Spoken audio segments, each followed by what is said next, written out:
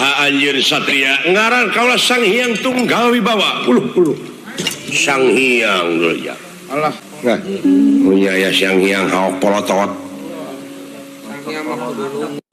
Ngaran teh Sang Hyang Tunggal Wibawa. Teu pino. Di mana? Hah? Di mana anjeun? Kaula? Ya jauh. Ya jauh teh di mana? Kaula ti tadi. Hari kitu naon maksudna nyeun datang kieu? Kaula teh keur ngalalana. Sangeusna ngalalana kaula teh langsung ngalacau. Jeung kaituna ngalangawayang. Ngan para rinuh. Tungtuna mah sagala di alam saja mertian. Keur ngalalana kitu aya awewe ceurik ngabangingik. Ai eta awewe teh keur nyeung ceurikan layon. Cenah mah eta teh salakina teh aya nu maehan dipaehanana ku Arjuna. Leres kitu. Cenah mah salakina teh ngaranna teh Astra Jingga.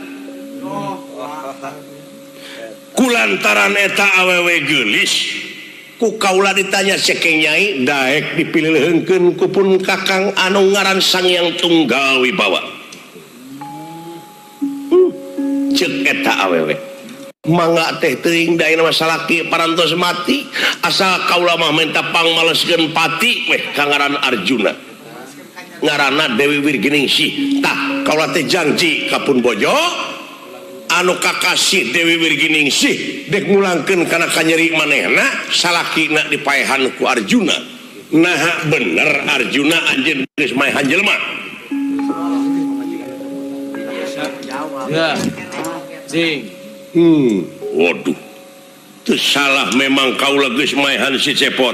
Dosana maling pusaka. Ngaranna ali-ali ampal.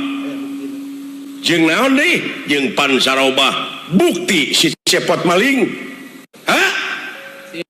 Saasana ngahukum jelema teh kudu ditek-tek nepi ka beungeut. Kudu ditetara jadi cakamalan. Hiji bukti, dua pengakuan, kaopat tiluna saksi. Buktina ujug-ujug dipaehanna aya pamimpin itu patut kurang ngajar sina krian. Gatot kaca tewak tas kurang ajar. Wah, ributnya Pak. Cepatnya jelema teh.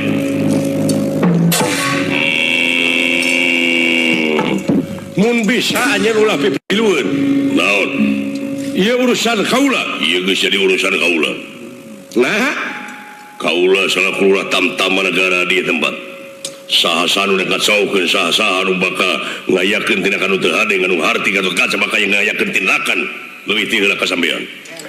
Oh kitu. Ieu tegana? Tega. Pati? Ieu. Laden? Ieu. Hui.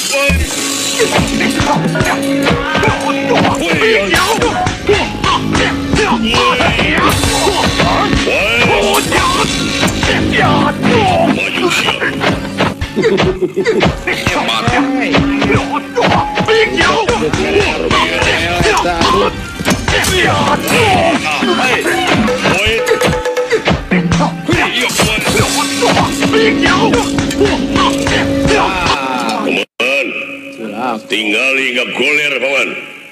Bilih tuninga tuninya hidup deui. Edan. Kaula mah datara ribut pasea. Mah leuleus. Allah. Arjuna. Tenyo jago sampean.